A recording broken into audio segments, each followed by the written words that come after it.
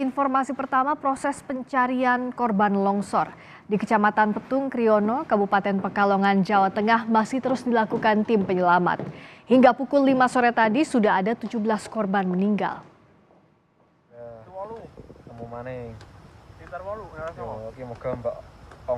Jumlah korban meninggal masih terus didata, sebab saat ini tim gabungan masih terus mencari 9 orang yang dinyatakan hilang.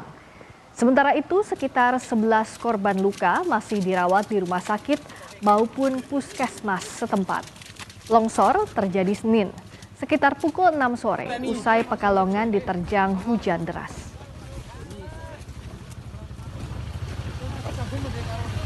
Korban dinyatakan hilang, laporan yang dilakukan dari Polres masih 9.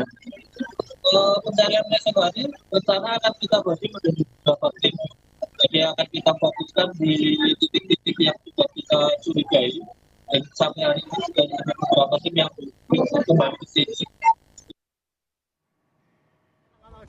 Putusnya akses jalan ke lokasi bencana membuat evakuasi para korban harus ditandu menggunakan tandu dari bambu oleh warga dan sukarelawan menuju mobil ambulans. Selain faktor cuaca, pencarian dan evakuasi warga mengalami kendala karena kondisi medan yang curam.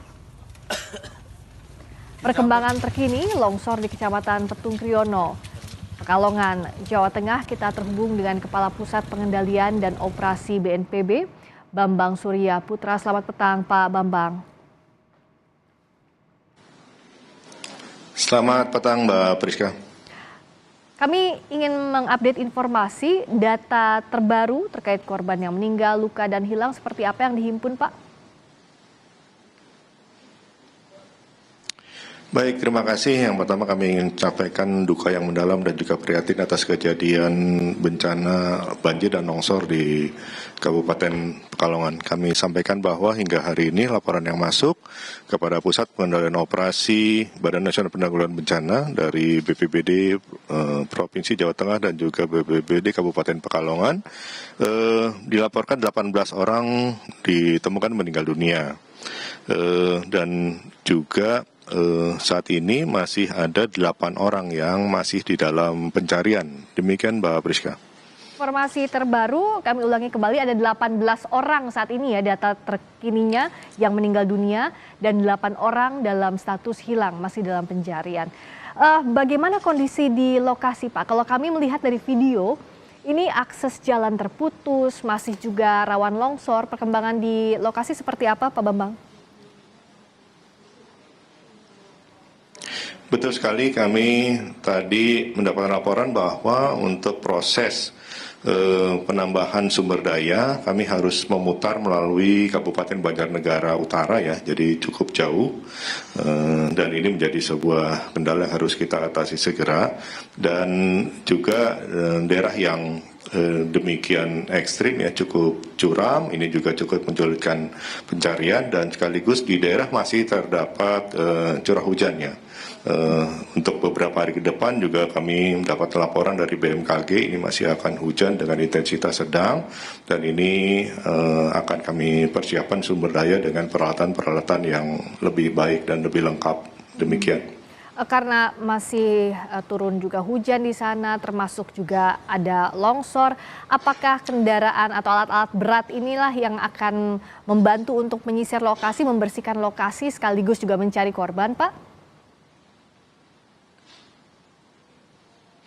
Iya, jika memang dibutuhkan dan kemudian akses jalannya memadai, maka kami akan mengirimkan alat berat. Tentunya nanti akan mendapatkan laporan hasil asesmen dari tim di lapangan untuk bisa sampai sebesar apa kendaraan yang bisa kami turunkan untuk alat berat dalam mencari. Berkaitan dengan adanya potensi adanya korban yang dalam pencarian kemungkinan masih hidup, kami sebetulnya juga mengurangi penggunaan alat berat, masih menggunakan alat-alat sederhana agar tidak terluka di dalam proses pencarian korban. Bapak bisa tolong gambarkan seperti apa di sana sulitnya, selain tadi ya karena masih curah hujan juga tinggi, karena bahkan untuk evakuasi menggunakan tandu manual dari bambu ya Pak ya? Ya, sebetulnya di sana itu kan daerah dataran tinggi ya, dan kemudian itu merupakan kawasan, sebenarnya kawasan boleh dibilang tempat wisata lah seperti itu, ya. Sehingga karena datarannya tinggi, kemudian terjadi banjir bandang sebelumnya, kemudian memicu terjadinya longsor. Sehingga pasti tanahnya juga menjadi gembur, sehingga akses untuk menuju ke lokasi ini menjadi tidak mudah lagi ya, karena banyak kawasan-kawasan yang sebelumnya jalan mungkin atau jalan setapak itu sekarang sudah tertutup lumpur. Kalau sebelumnya apakah daerah ini juga ditandai sebagai lokasi yang rawan bencana, rawan longsor, Pak Bambang? Ya, secara umum kawasan-kawasan dengan ketinggian tertentu, dengan kelerengan hingga 45 derajat di beberapa daerah, termasuk daerah kawasan-kawasan yang juga merupakan kawasan air terjun, ya, di sana juga ada air terjun. Itu biasanya memang memiliki ancaman banjir bandang yang juga patut diwaspadai. Nah, pada kawasan-kawasan tersebut kita selalu memberikan peringatan, disampaikan apabila dari BMKG menyampaikan untuk kawasan-kawasan tertentu dengan curah hujan tinggi maka patut diwaspadai, sehingga kami juga memberikan arahan kepada teman-teman di daerah untuk senantiasa terus memberikan peringatan dan juga menyampaikan tanda-tanda alam ya, tanda-tanda alam bagaimana kawasan-kawasan sungai-sungai tersebut jika akan terjadi banjir bandang seperti mulai mengeruh dan lain sebagainya untuk segera menepi atau menyelamatkan diri pada tempat-tempat yang aman sampai biasanya kalau banjir bandang itu tidak lama ya. Nah, sehingga ketika normal kembali dapat beraktivitas kembali. Nah, kalau untuk kondisi 1, 2, 3 hari ke depan, karena ini kan masih dalam range-nya pencarian ya, seperti apa koordinasi dengan BMKG, misalnya memantau cuaca di lokasi, apa antisipasi juga selama evakuasi ini berlangsung, Pak? Baik, pada daerah-daerah bencana seperti ini biasanya kami menyiapkan posko. Pada saat ini sudah tersedia posko lapangan di kecamatan, puskesmas kecamatan, dan juga di sana sudah disiapkan satu tim untuk melakukan pemantauan bencana ikutan. Artinya apabila terjadi curah hujan tinggi, maka berpotensi terjadi gerakan tanah kembali, maka kami akan memberikan informasi atau memperingatkan kepada teman-teman di lapangan untuk menepi dulu agar proses pencarian penyelamatan tidak menimbulkan korban baru. Nah, pada posisi ini maka tim teknis tersebut nanti akan diperkuat juga dengan tim dari PVMBG, dari BMKG, Badan Geologi dan Dinas Pertambangan setempat untuk bisa turut menjaga ya proses evakuasi ini yang dikhawatirkan masih terjadi gerakan-gerakan tanah karena curah hujan masih tinggi. Untuk daerah-daerah sekitar lokasi mana saja yang direkomendasikan untuk ke tempat pengungsian sementara dan jika disiapkan di mana saja titik pengungsian itu, Pak Bambang? Untuk saat ini pada kawasan tersebut ya secara umum sebetulnya tidak ada pengungsi, tapi pada daerah-daerah di hilirnya itu yang saat ini terdampak banjir, warga masih mengungsi di rumah kerabatnya yang dalam kondisi aman, artinya tidak terdampak banjir. Apabila nanti memang diperlukan dan kemudian gerakan tanahnya masih berlangsung, tentunya akan kita lakukan survei singkat untuk bisa memastikan bahwa warga yang terdampak mengungsi pada tempat-tempat yang aman ya. Untuk itu kami pastikan bahwa tim asesmen besok pagi sudah bisa ada di lapangan untuk bisa menilai lokasi-lokasi yang aman apabila dibutuhkan tempat untuk mengungsi. Tapi kalau saat ini belum ada pengungsi. Oh baik, tapi tim asesmen besok pagi akan terjun ke lokasi ya Pak Bambang. Nah bicara soal juga penanganan bencana, biasanya kan Siap. ada 7 hari misalnya awal tanggap darurat, lalu dibagi ada fase evakuasi, lalu juga pembersihan, sisa-sisa longsor. Nah bagaimana pembagiannya untuk sementara ini sampai sekarang dengan koordinasi pemerintah setempat Pak?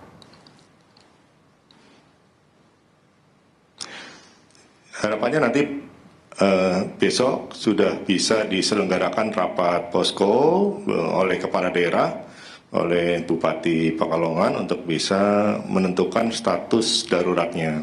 Apabila memang ditentukan status darurat, ya maka nanti bisa ditetapkan apakah cukup 1 minggu, apakah kemudian bisa 2 minggu, kemudian dan itu dapat diperpanjang sesuai dengan kebutuhan. Nah ini tentunya melalui sebuah proses asesmen terlebih dahulu untuk bisa merekomendasikan kepada kepala daerah untuk bisa menentukan status daruratnya. Dan tentu saya yakin ada keluarga, kerabat dari warga yang berada di Kecamatan Petung Kriono yang menyaksikan juga tayangan ini. Apa imbauan untuk warga yang masih berada di rumah masing-masing? Apa juga imbauan untuk keluarga lainnya agar sama-sama tanggap bencana pasca musibah ini Pak?